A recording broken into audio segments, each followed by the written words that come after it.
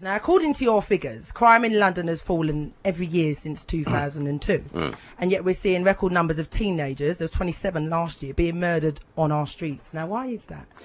It is the one area of crime that's gone up over the last 18 months to 2 years. And we don't have an obvious answer. There's lots of arguments about this, that there's a position where these are the kids whose parents grew up in the 80s when manufacturing was being wiped out, when we really had this widening in this division between the well-off and the creation almost of an underclass of people who had no prospects.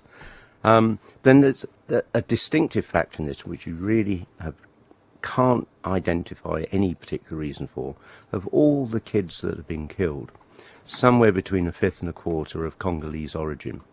Now, amongst London's black community, the Congolese are a very, very small part of this. And we're going to have to do some work now to bore down on this. Why is it that Congolese kids are disproportionately likely to be murdered now? I have no immediate answer to this. I've talked to some people in the Congolese community.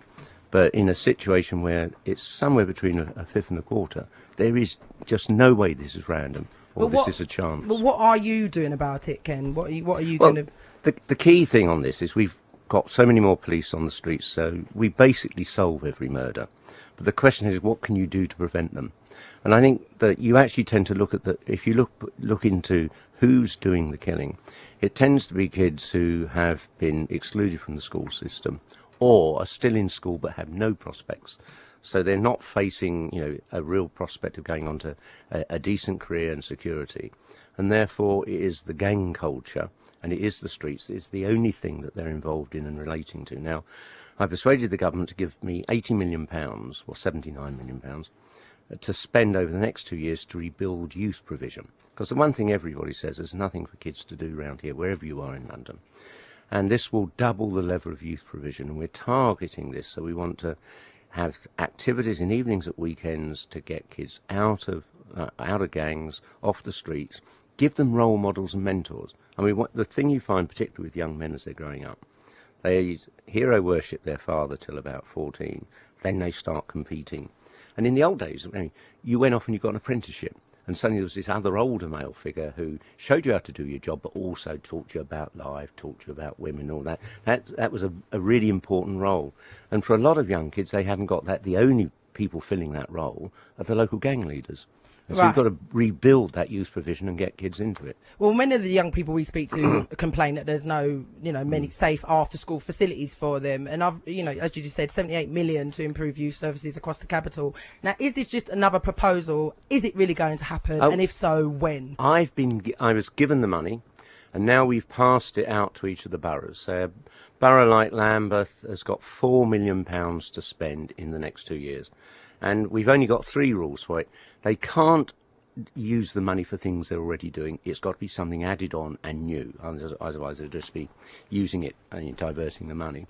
We want them to actually involve kids in deciding what to do. If you leave it to a load of counsellors, it'll all be table tennis, ping pong. And you really got to involve kids in deciding what is wanted, what can be done.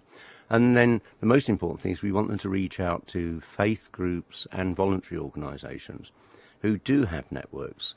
Often have a local church or a mosque, can use those facilities. And so with a bit of money for equipment, for training for adults about how to do that sort of youth leadership, you can get an amazing response. So why hasn't this been done previously?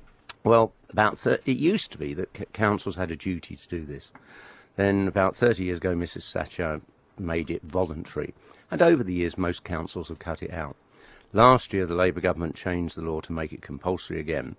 And they've asked that in my office to oversee this, because basically some councils will do it at some point. You've got to have a pressure on them to make sure that they do it. And they've given that job to me, and it started basically the 1st of April. Okay. Now, earlier you mentioned about a disproportionate number of African Caribbean teenagers being murdered in London. Last week, we asked our listeners what solutions they had to the problem and what could the community do to stop this from happening. And we had a record number of calls. I want to ask you, what do you think the African Caribbean community can do to resolve the issue of knife and gun crime? I think that society has to have a sense of values that are replicated. Even before I started my primary school, my parents had given me the gift of guilt. If you haven't got a sense of guilt when you're doing something wrong, I mean, the reason, I remember once when I was about 8 or 9, stealing from W.H. Smith a little German-English dictionary, and I can still remember the guilt I felt. I mean, my parents had got to me good and early so that, I mean, I had a sort of self-controlling mechanism. If I did something wrong, whether it was stealing something or just being nasty to another kid, I would then agonise about it for days afterwards. And that's a really important thing. And far too much of the last 30 years has been only about gratification and not what you put back in. And I mean, you see it. We, you know, the people who get a, you know, £1 million bonus at the end of the year in the city. It would be a better situation if they were saying, well, half of that I'll put into some community work. So instead, no, they'll go out and buy £5,000 bottle of wine, things like that. So we've got a society that really has come to indulge, I mean, people who are, you know, just grossly extravagant and never put anything else back in. Okay. So